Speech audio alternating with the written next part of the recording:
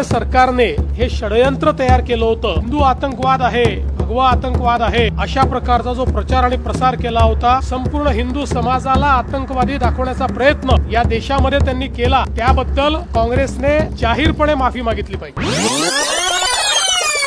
काँग्रेस प्रणित UPA सरकारने हिंदू दहशतवादाचा, भगव्या दहशतवादाचा जो खोटा नरेटिव्ह सेट करण्याचा प्रयत्न केला होता आणि निवडणुकीमध्ये अल्पसंख्याकांचं लांगुल चालन करण्याकरता हिंदू आतंकवाद आहे, भगवा आतंकवाद आहे, अशा प्रकारचा जो प्रचार आणि प्रसार केला होता, तो आज किती खोटा होता हे उघड झालेलं आहे।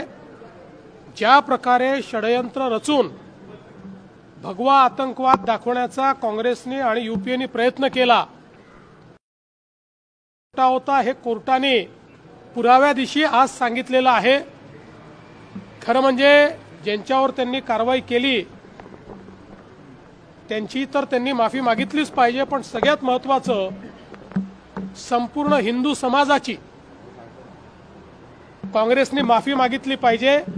ज्या प्रकारे भगवा आतंकवाद आणि हिंदू आतंकवाद म्हणून संपूर्ण हिंदू समाजाला आतंकवादी दाखवण्याचा प्रयत्न या देशामध्ये त्यांनी केला, त्याबद्दल काँग्रेसने जाहीरपणे माफी मागितली पाहिजे। कोणी केला हे आता पोलीस सांगतील, त्यावेळच्या यंत्रणेने काय तपास केला हे त्या यंत्रणेला विचारावं लागेल।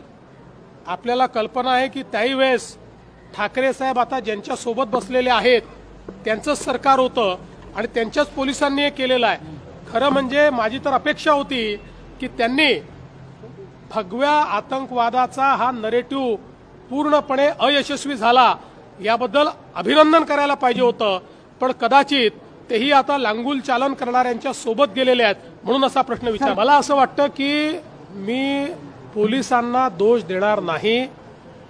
यूपीए सरकारने हे षडयंत्र तयार केलं होतं आणि त्या षडयंत्राला पूर्ण करण्याचा दबाव हा पोलीस यंत्रणेवर होता आणि त्यामुळे पोलीस यंत्रणेने त्यावेळी केलेलं हे काम आहे। त्यामुळे पोलीस यंत्रणा दबावाखाली काम करत होती। त्यांना एवढंच सांगण्यात आलं होतं की आता इतके मोठ्या प्रमाणात बॉम्बस्फोट होत आहेत, वेगवेगळ्या प्रकारच्या घटना होत आहेत आणि त्यातनं जगामध्ये इस्लामिक टेररिझम अशा प्रकारचा एक शब्द कॉइन झाला होता, जो 9/11 नंतर मोठ्या प्रमाणात कॉइन झाला। त्याचं उत्तर म्हणून एक भगवा टेररिझम हा आणायचा आणि त्यातनं लांगुल चालन करायचं, अशा प्रकारचा यूपीए सरकारचा प्रयत्न होता आणि त्या दबावाखाली या केसेस झालेल्या स्पष्टपणे दिसतात।